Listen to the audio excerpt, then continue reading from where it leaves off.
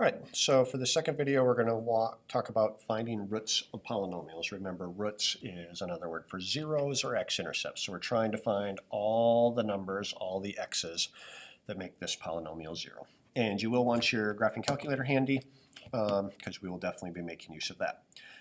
The first thing we're going to do is make a list of all the numbers, the real numbers, the rational numbers that might be zeros to a polynomial like this. And so this might be something new. We're going to make a list of p's and q's.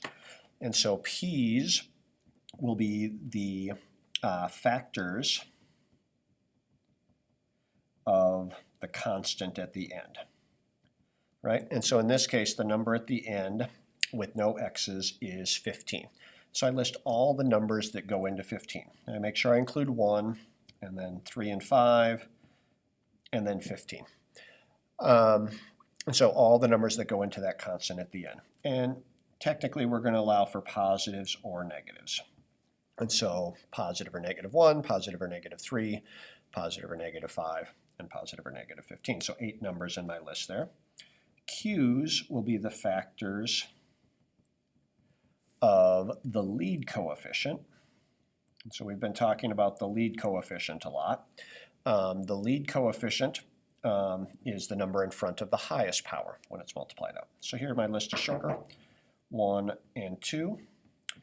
And I'm now going to make fractions out of all of these.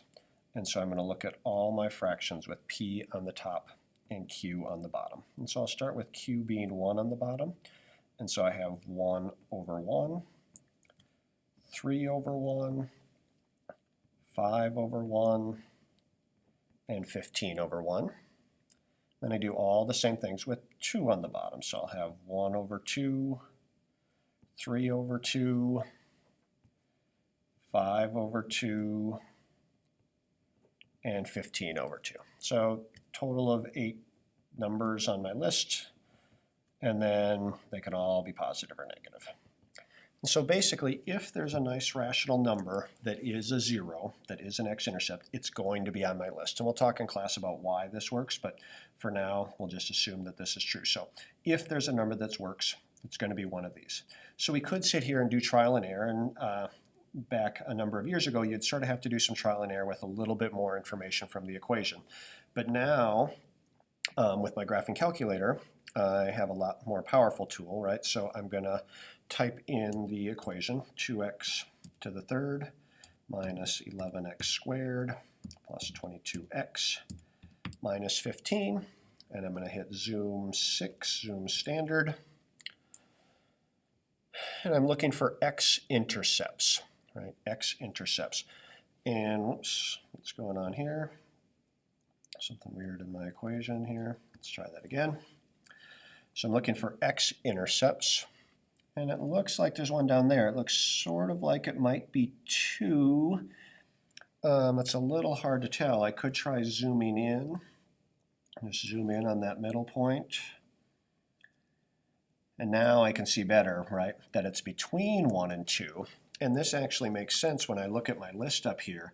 I see that 2 was not on my list. 3 is, 1 is, but 2 isn't. So I have to find a number on my list. And of course, it looks like it's between 1 and 2. 3/2 is the magic number. And so I think that 3/2 is a solution. And so what I'm going to do now is, if 3/2 is a solution, that means x minus 3/2 would be a factor.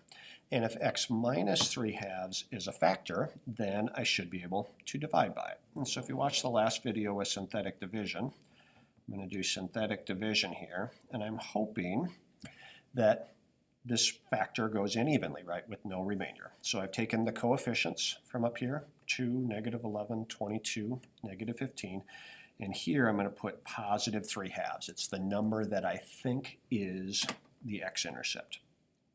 And so I'm going to bring down the 2, multiply, so 3/2 times 2, the 2's cancel, and I get 3, -8, multiply, and so I get -4, -12, and add this, and I get 10, multiply, and get 15, and add and get 0. And this is what I'm looking for in a problem like this. I got remainder 0, and that's good because that means x minus 3/2 is a factor.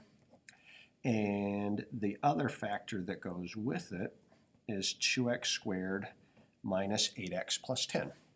Now this one was a cubic, and so I'm already down to a second degree. If we had started with a fourth degree, we would have had a cubic here, and then we would have needed to do synthetic division again to get down to a quadratic. Our goal is always to get down to a quadratic, because once we get down to a quadratic, we can use the quadratic formula. And so now I'm going to go back to my calculator. I type in the coefficients, 2, -8, and 10. Of course, I could have pulled the 2 out of there since they're all even, but I won't do that. And I get this error message, right? Non-real answers. So what's that telling me? Well, it's telling me there are no other real answers. And so what I'm going to do now is hit the mode button. Down here, I want to make sure that it's set up to handle complex numbers. So I'm going to switch off real and go to a plus bi, which is my complex format. Try rewriting the same thing, and now I get 2 plus I and 2 minus I. And so just like that, I have 3 answers. One's real, and one is not, or 2 are not, and I've got all the answers to that polynomial. So those are all the numbers that make that 0. Make note of any questions you have, and we will talk about it in class on Monday. Thank you.